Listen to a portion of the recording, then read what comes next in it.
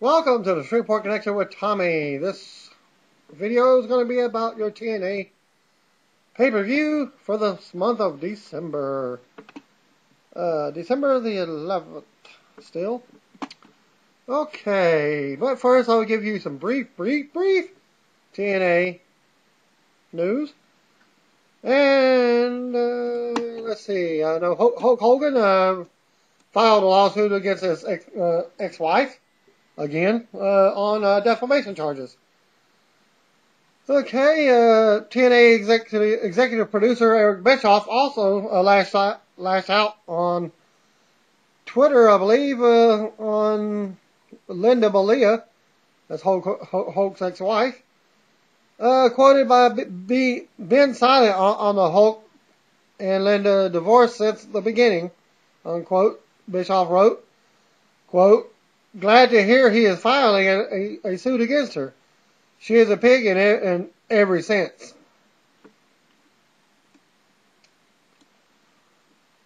Actually, the only thing more discussing that Linda is that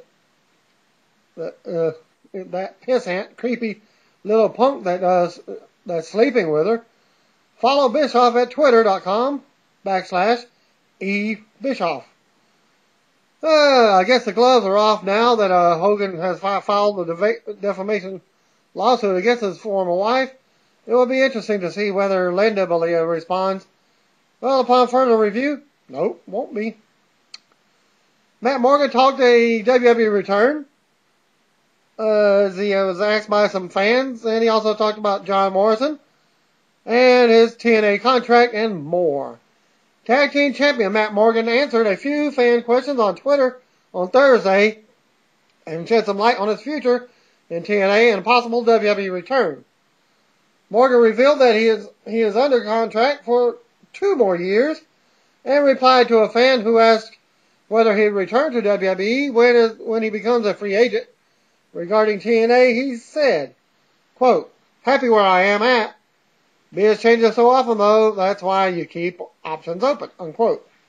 When asked directly about whether he'd consider another WWE run, he said, quote, "Yes, but I'm ecstatic where I am now, so I'm good," unquote.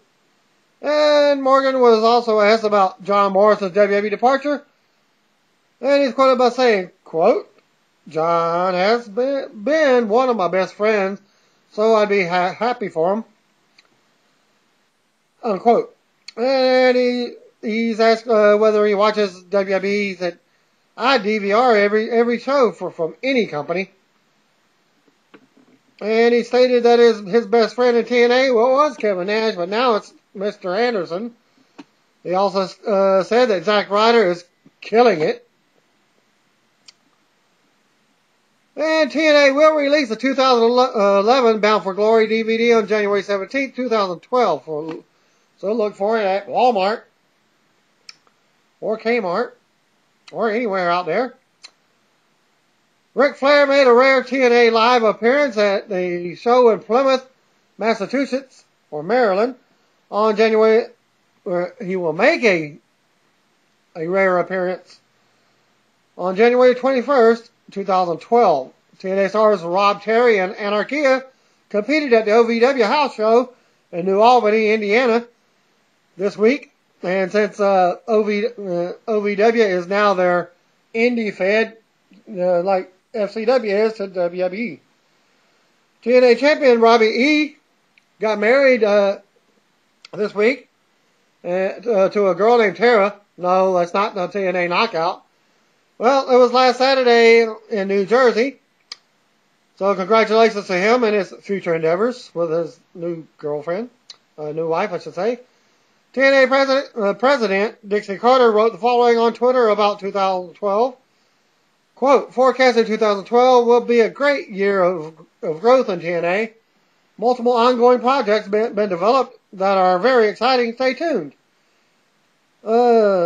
Basically, they've got their growth, they mean they've got an India project, and none other than Chris Masters has helped running it.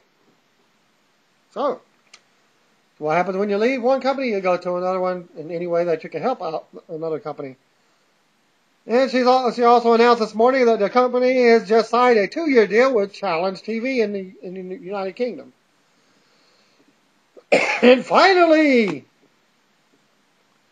there TNA Impact Final Resolutions pay-per-view from Orlando, Florida results. Well, they opened up the show, the pay-per-view, with a video that focused on Bobby Roode that included footage of his family members talking about how much he has changed since he captured the TNA title, meaning turning heel or what have you. Mike Tenay and Taz are on commentary. Match number 1, RVD defeated Christopher Daniels in 9 minutes 45-second match. Today recall that Daniels and RVD had a gimmick match last month. They said this one is all about wrestling because wrestling matters. Well, they're doing a whole month of Wrestling Matters on TNA. Did I miss the memo that November was Wrestling Doesn't Matter month? Daniels got in his share of offense, but RVD finished him off with a 5-star frog splash. Good opening match that pleased the live crowd. Still not sure what the RVD appeal is at this point. He's a talented performer and all, but will this character ever evolve? I enjoy watching Daniels more because he's at least trying some different things with his character. Well, to me, Daniels has been 95% of a heel character anyways. Ever since he's been wrestling and what have you. Announcer spoke of the new stipulations to the Jeff Hardy versus Jeff Jarrett match. Taz made it clear that either Jeff Hardy, Jeff Jarrett, or Karen Jarrett will be gone from WWE, TNA this week. Because it was announced that they may be fired tonight. Well, at the end of the pay-per-view, Sting said it will be announced on Impact. Backstage, Jeremy Borash interviewed Mickie James, who had messed up in some of her segment, mumbling or whatever, something similar to what I do sometimes, even though I'm reading it. And I'll go off subject sometimes. Well, that's called my ADHD, I should say. Well, she said the people want this match and they're going to get it. She stumbled over her words, like I was just saying, while trying to say Gail can't hide behind politics. Well, she said she was excited about Gail returning until she politicked and hid. Bora said the TV title match was up next. Mickie stumbled over her words a bit, but she established why fans should be cheering her and booing Gail. I hope she's fired up about this one. And I was disappointed in the ending to this match because Gail retained. Robbie E with Rob Terry beat Eric Young to retain a TV title. That was another kind of boring match. I didn't even barely catch any part of this. I was more interested in the Cowgirls losing in their game tonight. Yeah, identical losing, same like they did last week. Missing a field goal. Well, just before the game into the Cowboys game, guess what? Kicked a field goal, but the other team called a timeout just before they snapped the ball, like a half second before. Well, he kicked the field goal and made it. Well, when they came back, he missed the second attempt, as it was partially blocked. So Dallas loses another game, and now they are not in first place. Well, it's an actual tie for first place, but being that New York has the home field advantage because of the 2 wins in Dallas. Okay, or versus Dallas, I should say. Well, anyways, Robbie E defeated Eric Young in 7 minutes 30 seconds. Very little heat from the heels. Though Young was playing with the fans at ringside and getting plenty of attention while the heels were striking their pre-match pose. After 6 minutes of action, Rob Terry got involved behind the ref's back. Young drop-kicked Terry back out of the ring only to take Robbie's finisher for the 3 count. But Rob Terry was on the top rope at one point. and he had no reaction to either one of his guys. Even the guy who he was with, he was just standing like this. No facial expressions or nothing. The crowd didn't even seem to care about the dang match until Rob Terry started. He did enter the ring and got some heat. That's more than I could say for myself. I didn't even care about the match anyways. During or after Rob Terry's interference, TV title remains absolutely worthless. Backstage, Jeremy Borash interviewed Devon and the Pope. After Devon delivered his mic work, Pope said he can't help it that Devon's kids look up to him as a father figure. He said tonight it's all about the gold. He called Borash BJ and was corrected. And then Pope says, "Don't correct me." Pope has spoken. So Pope's is actually doing the R-Truth storyline to me. Mike today ran through the pointless tagline graphics.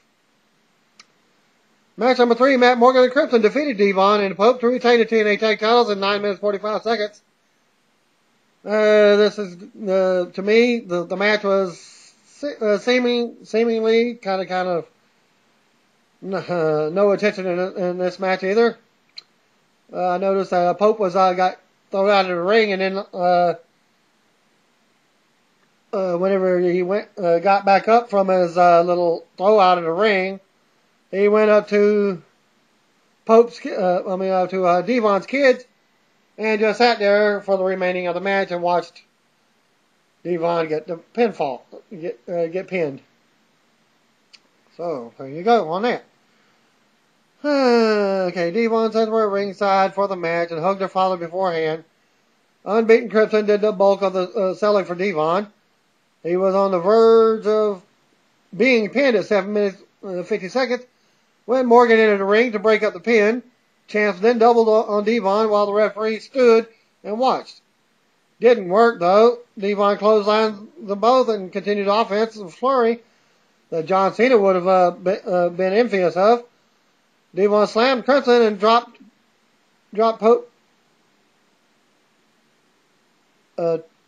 Okay. Devon slammed Crimson and Pope dropped the top rope elbow on him. So Morgan had to break up the pin again. The tag champs came back with a double choke slam on Devon, and Crimson pinned to get the win. Like I said, Pope stood by Devon's sons, and they patted him on the back as their father was lying in the ring. Pope headed backstage. Then Devon looked disappointed and frustrated as he walked by his sons. Tag team division is awful right now. I can live with Morgan and Crimson doing the reluctant partner thing, but this is tiring, that Devon and Pope saga, and it just won't end.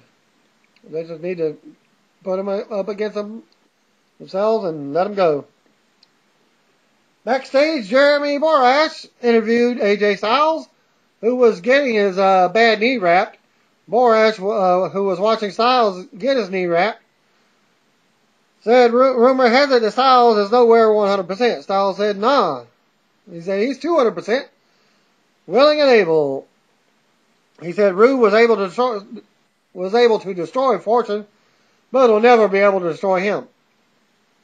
Mike today ran through the pointless X Factors of graphics. Match number 4, Austin Aries pinned Kid Cash to retain the X Division title in 12 minutes 45 seconds. The crowd didn't know who to cheer for, as both of them are heels. Aries tried to use the title belt as a weapon at 4 minutes 30 seconds, but the referee stopped him. Cash rolled up Aries, but the ref caught him using the ropes for leverage. Aries came back later with a suicide dive that got a positive reaction from the crowd. Later, Cash was setting up for a top rope powerbomb, then Aries countered into a top rope hurricanrana, which exalted a holy shit chant from the crowd. Later in the match, the referee stopped Cash from using his brass knuckles, and then the title belt. Aries capitalized on the distraction by hitting his brainbuster for the win. Well, when Aries was doing that, Well, so did Kid Cash, so the referee stopped them both. And what have you. Well, they were trying to tell the story that both guys would cheat to win the match. They really showed that they would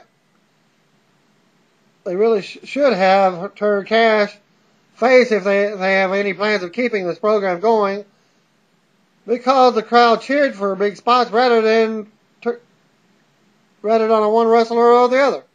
Expected good effort from both men, but the flat crowd and the silly finish hurt the match. So they set up a video package that did not air. Instead, we got to see the ring crew check the turnbuckle pads. So they set up the video again, and this time we were showing the video that focused on the knockout title match. Well, I guess I took my little nap during the pay-per-view, and it was about almost halftime during the Cowboy game, I believe.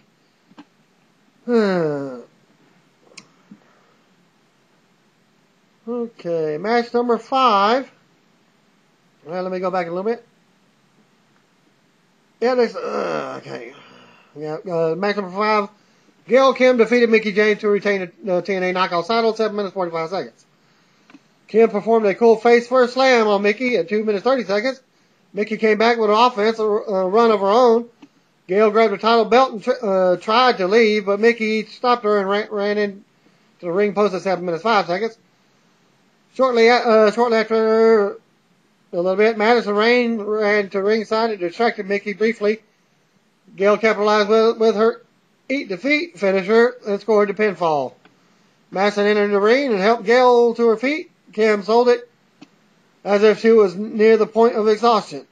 TNA just can't stop themselves from booking the cheap finishes.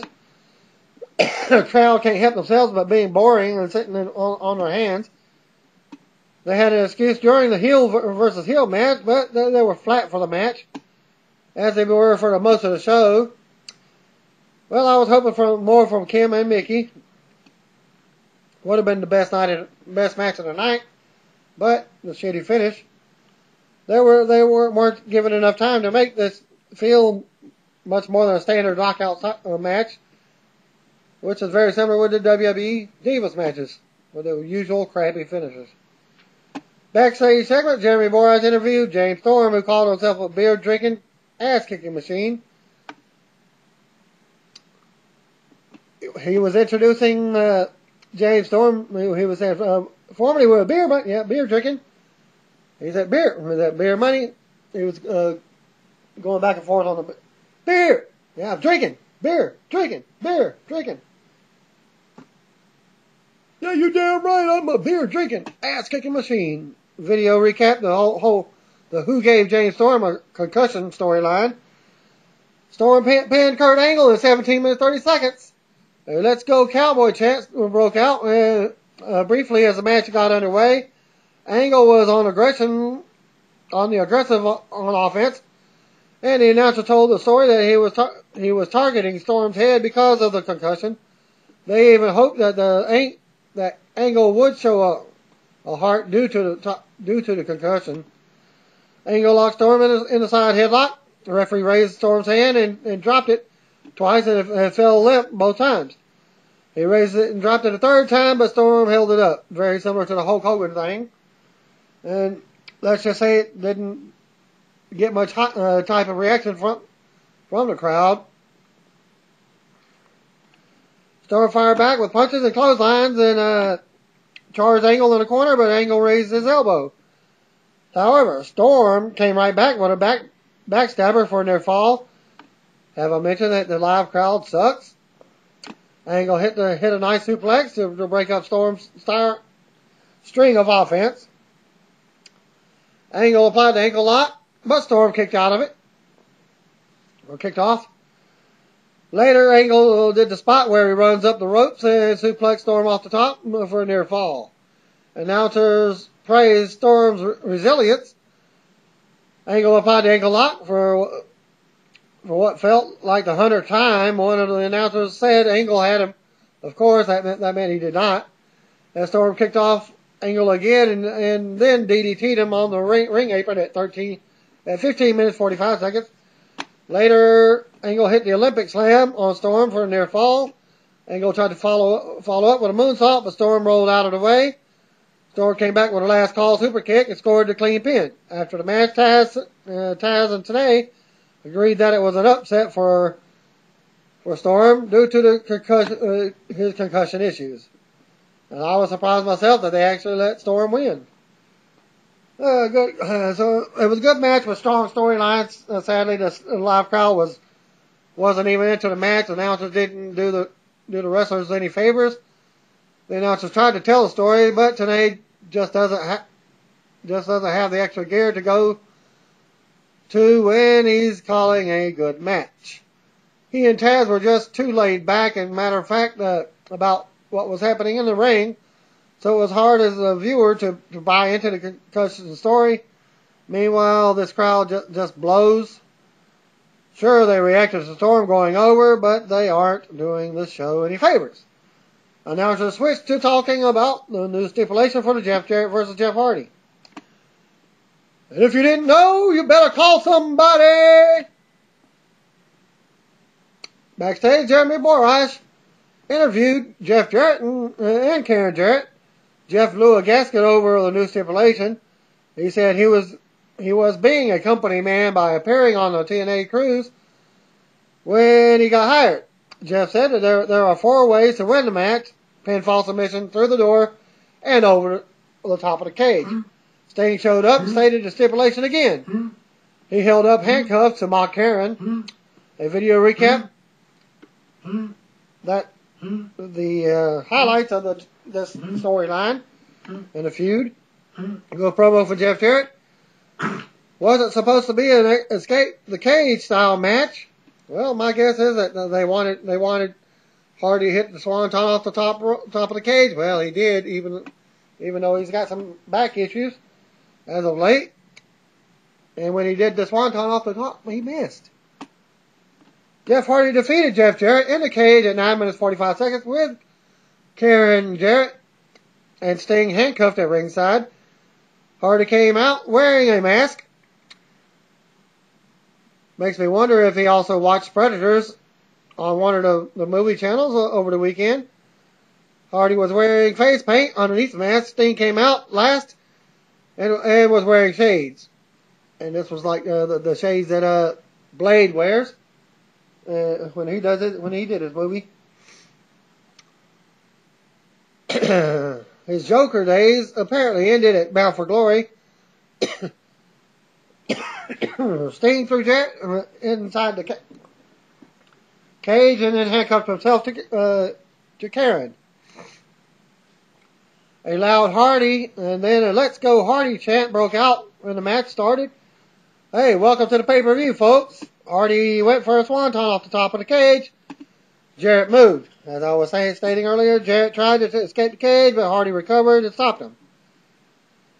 Late in the match, Jarrett shoved Hardy into the cage door, which swung into Sting.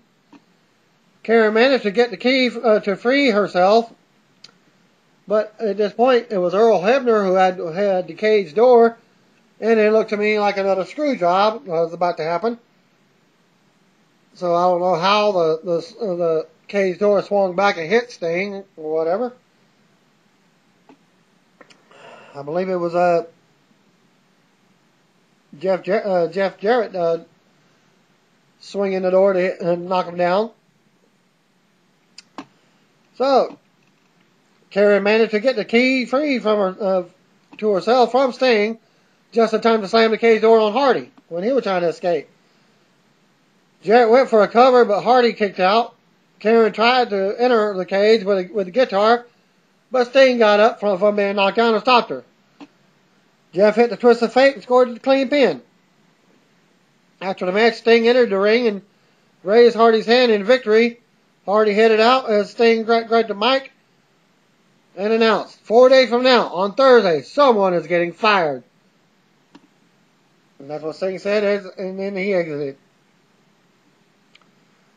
Order the pay-per-view to see the match. Watch the free television show to see the payoff. It sucks for pay-per-view buyers, but obviously TNA is more concerned with the ratings at this point. Match was entertaining and the crowd was actually into this match and the stipulation. The announcers spoke about the situation at ringside. Taz said he thinks the stipulation bothered Jeff Jarrett, and that's why he lost the match. The announcers shifted their focus to the main event. Backstage, Jeremy Borash interviewed the TNA champion Bobby Roode about the Iron Man match. Roode ran through all the things that he's been called lately and said his favorite is TNA champion. He told Styles that he spits in the face of authority and said he could ask Dixie Carter about that. They set up a video main event and focused heavily on Roode. Styles made his entrance. Roode came out second. Jeremy Borash handled the in-ring introductions for the main event. Bobby Roode versus AJ Styles in a 30-minute Iron Man match for the TNA title. Announcers vented about Roode spitting in Dixie Carter's face on Impact. They couldn't even muster up enough emotion while talking about a man spitting in the face of a woman. They condemned his actions, but not in a believable manner. A countdown clock graphic appeared in the lower portion of the screen to keep viewers updated on the time. Well, when they did it in the arena shot, it was above the ring. Very similar to basketball games. Roode controlled early and applied a headlock. The crowd was into the match and chanted for the Styles, who reversed the headlock. Styles won the offense, and Roode took a powder at ringside. Roode punched back the back of Styles' bad knee and pinned him in the corner to take a 1-0 lead at 10 minutes. Well, their report got 10 minutes. I got 10:05. Roode continued to work over the bad knee and locked in a single leg crab. Styles reached the ropes at 14 minutes and 40 seconds. Close enough. I got 15 minutes even.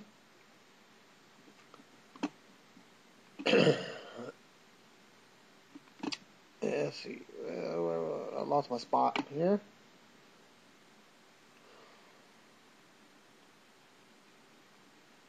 Okay. Yep. Taz did a nice job of pointing out that even though Styles broke the hold, the damage was already done. Roode applied a figure four. Styles tapped. Roode took it 2-0 lead at that point. Styles came back and applied a crossface. Styles got his first fall when Roode tapped out to the crossface to make it a 2-1. And they didn't do it, so I got it 18 minutes and 20-second mark as AJ got his first win. First pin, in other words. Announcers spoke of the strategy of tapping out prematurely to save yourself for later in the match. Styles went after Roode's arm, but Roode broke free and went after AJ's knee again. They traded shots in the corner, and Styles continued to target Roode's arm. Styles caught Roode with an inside cradle to tie the match at 2-2. And that was at 20 minutes and 45 seconds. So it's now 2-2 at that point.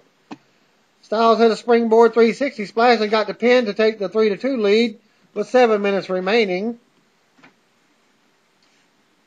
Well, I got 23 minutes and 5 seconds into the match. This is the first time he was up in the match. Styles continued to sell his knee injury. Roode evened it up 3-3 when he pinned Styles holding the ropes with a leverage pin at 26 minutes and 15 seconds into the match. With 5 minutes left on the clock, Tenay pointed out that the referee Brian Hebner couldn't see that Styles was holding the ropes because of the way he was positioned. The fans chanted bullshit briefly. With 2 minutes remaining, Styles fired up and he was setting up for his Styles flash finisher. But his knee gave out. He rolled back on the leg awkwardly while selling the injury. Roode was busted open from the nose and went to ringside to take a powder. Styles got back to his feet and limped to sell the injury. But they ran the ropes and flipped over them and onto Roode at ringside. With 1 minute left on the clock, Styles came up holding his knee in pain. Taz questioned why Roode left the ring. Well, he's trying to avoid and just take the even amount because you cannot The title cannot change on a draw for a Iron Man match. And he was announced as the winner of the Iron Man match. But how can you win when it's a draw? So that was your pay-per-view results. Let's see. Rude left the ring with 16 minutes and 8 seconds. Actually, that's 1 minute and 1 minute and 8 seconds left of the match, and the pay-per-view ended 4 minutes prior to the actual 3-hour time limit of an average pay-per-view. And during this time, the referee didn't even count either one of them out. So that was another screwy finish to the pay-per-view. Way to go, TNA. So, what was this about for Rude? TNA asked. All about survival. Rude held up the title belt at ringside as the fans chanted for the five more minutes, but if they would have went 5 more minutes, you would have had to buy another pay-per-view for the thing. Well, Rude's music played and Styles showed frustration from the ring as they cut the pay-per-view at that point. Rude held up the belt over his head and the pay-per-view graphic flashed on the screen. Rude looked into the camera, boasted that he's the champion of the world to close the show. Then they showed an ad for TNA Genesis to close the show, which they didn't show online, they just cut the feed, and which just basically focused on James Storm. So that may be where they're going with this. Rude versus Storm for the TNA title. And that ends your TNA pay-per-view for the month of December and 2011. So, if you agree with me, if you disagree, just comment and I will comment back. Also, you can follow me on Facebook, Tommy J, PlayStation Network, the PS3, that's Tom J. Also, on Twitter, Tom J. Thanks and peace out.